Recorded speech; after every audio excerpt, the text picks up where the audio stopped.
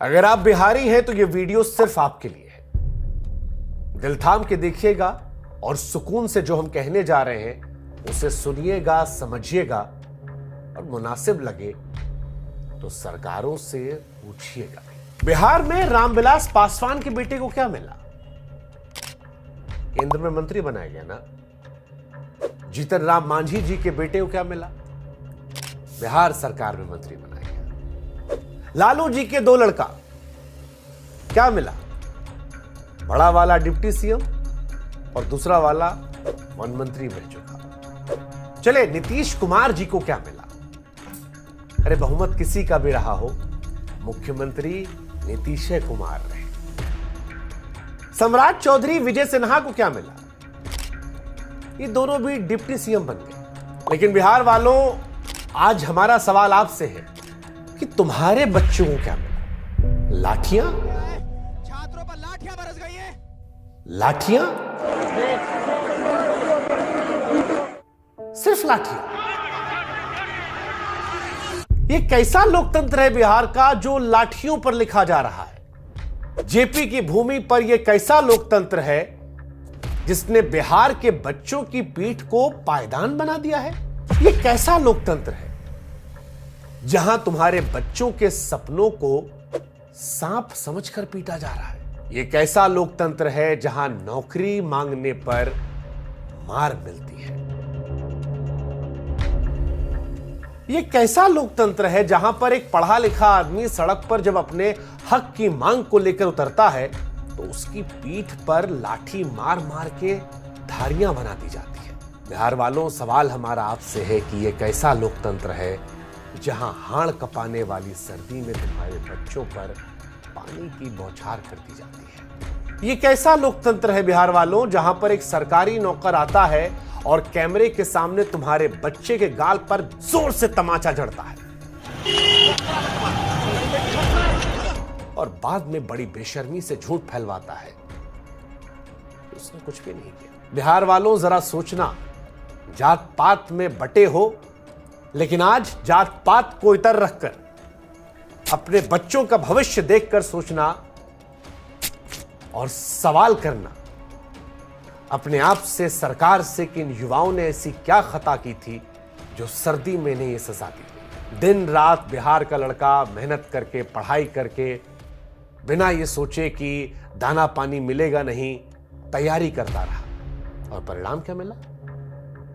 ये लाठी, ये पानी की बौछार, ये बदसलूकी, ये बेइज्जती। पुलिस वाले आए, बदन पर लाठियां बरसाई, सीने से सांसें उखाड़ लेने की हद तक पीटा। जिन सड़कों पर यह लड़का अधिकारी बनकर टहलने की मंशा लेकर पढ़ाई कर रहा था, उसी सड़क पर दौड़ा दौड़ा कर इन बच्चों की चमड़ी को छीन लिया। आपका क्या सोचना है पता नहीं, लेकिन भाई साहब आज हमको माफ कीजिएगा, ये तस्वीरें देखकर हम कहेंगे ये सही नहीं है। और बिहार के सारे नेता लोग से हम कहेंगे कि नेताजी, सियासत क्या है वो आपका काम है, आपे को करना है। बिहार की सियासत तो वैसे भी गजब है। तीसरे नंबर की पार्टी नीतीश कुमार जी कब उधर से मुख्यमंत्री बने रहते हैं। जब आरजेडी सत्ता में थी तब भी नीतीश कुमार थे, बीजेपी है तब वो नीतीश कुमार है। उनकी 5 उंगली में घी है। लेकिन हमारा लेना देना नीतीश कुमार से नहीं है। हमारा सवाल इन बच्चों को लेकर है, बिहार के लोगों से है, सरकार से है कि सरकार बताए कि इन बच्चों के मुस्तकबिल का क्या करे। सरकार बताए कि इनके मुकद्दर में यह मुकाम आखिर क्यों रचा गया, क्या कसूर था इनका। खैर, जो लोग नहीं जानते कि बिहार में क्या हुआ था, हम बताते हैं। बिहार में इस साल विधानसभा का चुनाव है। मुद्दों को गरमाने के लिए जतन किए जा रहे हैं। राजनीतिक पार्टियां इसमें चूकना नहीं चाहती हैं। बिहार लोक सेवा आयोग, जिसे बीपीएससी कहते हैं, वो भी इसी वजह से निशाने पर है। 18 साल से शासन कर रहे नीतीश कुमार ने इसे अनदेखा करते हुए आयोग को निशाना बनने दिया। 70वीं प्रारंभिक परीक्षा को लेकर परीक्षार्थियों ने आंदोलन की राह पकड़ ली है। उनकी मांग है कि पूरी पीटी परीक्षा जो है रद्द कर दी जाए। बच्चों का यह मांगना है कि एक एग्जाम हो, एक साथ नतीजे आए। अब ये क्यों मांग कर रहे हैं, इसके पीछे भी वजह है। दरअसल पीटी के पेपर लीक होने की अफवाह बापू सेंटर से उड़ी थी। परीक्षार्थियों को पेपर थोड़े अंतराल में 2 बार बांटे गए। कहा गया कि सेंटर पर कुछ पेपर जो थे वो कम पड़ गए, ऐसे में दूसरे केंद्र से पेपर मंगवाने पड़े। लड़का लोग को लगा कि कहीं बेईमानी ना हो जाए। खबर वायरल होती गई। बच्चे अपने भविष्य को लेकर डरे हुए थे और इसी वजह से परीक्षा का बहिष्कार करते हुए हंगामा करने लगे। इसी हंगामे के दौरान पटना के डीएम चंद्रशेखर सिंह ने एक परीक्षार्थी को थप्पड़ जड़ दिया। हंगामे के चलते बापू सेंटर की परीक्षा रद्द हो गई। यहीं से मांग उठी कि पूरी पीटी परीक्षा जो है रद्द कर दी जाए, लेकिन सरकार ये नहीं चाहती थी। अब सवाल यह है कि सरकार छात्रों के मन में जो सवाल है, जो शक है, उसको दूर करना क्यों नहीं चाहती थी। अगर सरकार को लग रहा था कि उनके मन में जो है वो सही है, तो छात्रों को इस कदर भरोसे में क्यों नहीं लिया गया कि आंदोलन बंद हो जाता। और ये पहली बार भी तो था नहीं। लेकिन क्योंकि इस बार 2025 में बिहार में चुनाव है, छात्रों को सड़कों पर देखकर कई राजनीतिक दल थे जिनकी भी लाल टपकने लगी। सरकार बनाने की इच्छा मन में जागने लगी। वो भी आ गए। प्रशांत किशोर का एक नाम सामने आया। नई पार्टी बनाकर सियासत में उतरे प्रशांत किशोर भी छात्रों को अपने साथ लाने की कोशिश करने लगे, उनके प्रदर्शन में शामिल हुए। लेकिन पुलिस ने जब लाठी चार्ज किया तो लाठी प्रशांत किशोर की पीठ पर नहीं पड़ी। मार खाने के लिए बिहार का लड़का लोग भाग रहा था। पानी की बौछार प्रशांत किशोर पर नहीं पड़ी। पीठ को पायदान प्रशांत किशोर के नहीं बनाया गया। नीतीश कुमार जी का लड़का, लालू जी का लड़का, पासवान जी का लड़का, मांझी जी का लड़का, प्रशांत किशोर या जितना नेता बिहार का है XYZ, किसी के पीठ पर पुलिस ने लाठी मार मार कर धारी नहीं बनाया। धारी बिहार के लड़का की पीठ पर बनी। और बच्चों जिनकी पीठ पर लाठी की धार बनाई गई, वो पुलिसिया कार्रवाई ये बताती है कि सरकार में बैठे लोगों का पुलिस तंत्र पर नियंत्रण नहीं है। क्योंकि स्थिति ऐसी नहीं थी कि लाठी चलाने की नौबत आती। ये समझने में देर नहीं लगनी चाहिए कि ऐसा करवाया गया। ऐसे लोग तंत्र पर हावी हैं जो इस मुद्दे को तूल देना चाहते थे। सरकार चाहती तो शुरुआत में ही समाधान का इरादा जताकर आंदोलन को भड़कने से रोक सकती थी। जब समस्या सिर पर चढ़ी तब परीक्षार्थियों के प्रतिनिधियों की बात भी हुई थी। उप मुख्यमंत्री सम्राट चौधरी ने मुख्यमंत्री से बातचीत के बाद बयान दिया कि सरकार जल्द ही समाधान निकालेगी। कहा कि मुद्दा बनाओ अभियान का हिस्सा है। एनडीए सरकार आयोग की स्वायत्तता में दखल नहीं देगी, जैसा पिछली सरकारें करती आई हैं। राजनीतिक बयानबाजियों का दौर चला, लेकिन सरकार को भी अपने गिरेबान में कम से कम एक बार तो झांकना चाहिए, और आयोग को भी, क्योंकि बीपीएससी में यह कोई पहला विवाद नहीं है, बल्कि विवादों से बीपीएससी का गहरा नाता रहा है। उदाहरण के तौर पर साल 2023 में प्रारंभिक परीक्षा के पेपर लीक होने का मामला सामने आया था। 56वीं 59वीं परीक्षा में भी गड़बड़झाले की खबर आई थी। तब घूस लेकर डीएसपी बनने का केस खुला था और मुकदमा भी दर्ज किया गया था।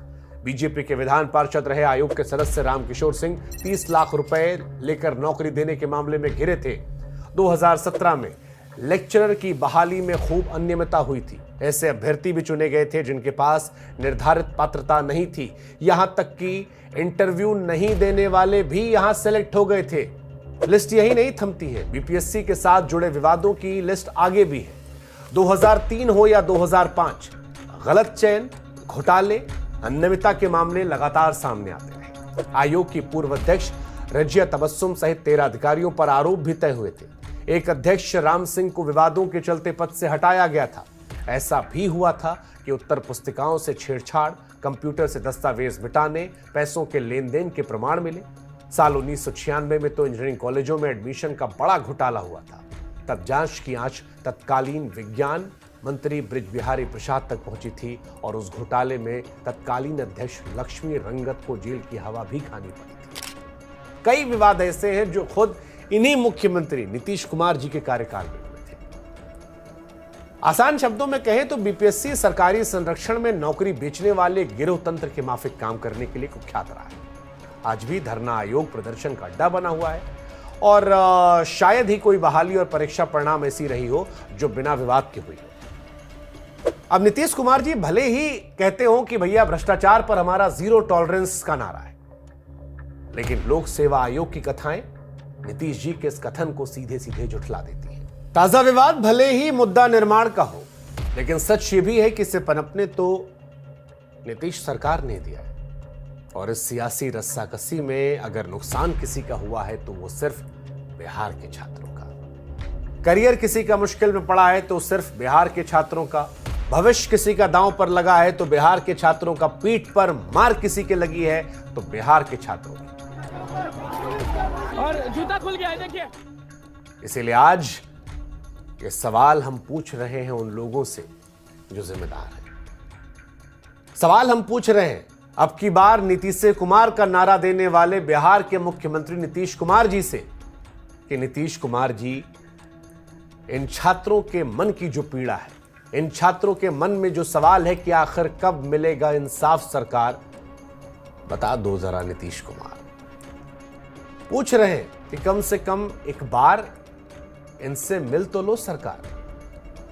कब मिलोगे ये बता दो नीतीश कुमार, क्योंकि ये लड़के हैं इंसाफ के हकदार। जरा बता दो इनको इंसाफ कब मिलेगा सरकार। और हां, याद रखिएगा कि सरकारें तो आती जाती रहती हैं। सरकारों को बनाने बिगाड़ने का सारा जिम्मा जो होता है वो नौजवानों पर ही होता है। यूं ही किसी सयाने ने नहीं कह दिया था कि जिस ओर जवानी चलती है उस ओर जमाना चलता है। कहीं ऐसा ना हो कि इस दौर का नौजवान मौजूदा सरकार का जमाना बदल दे। बिहार की जनता, नीतीश कुमार जी, सरकार सिस्टम से जुड़े लोग, ये कुछ सवाल हैं जो हम पूछ रहे हैं। अच्छा लगेगा तो इस वीडियो को आगे बढ़ाकर इन लोगों से आप भी सवाल पूछ लीजिएगा। जय हिंद, जय भारत।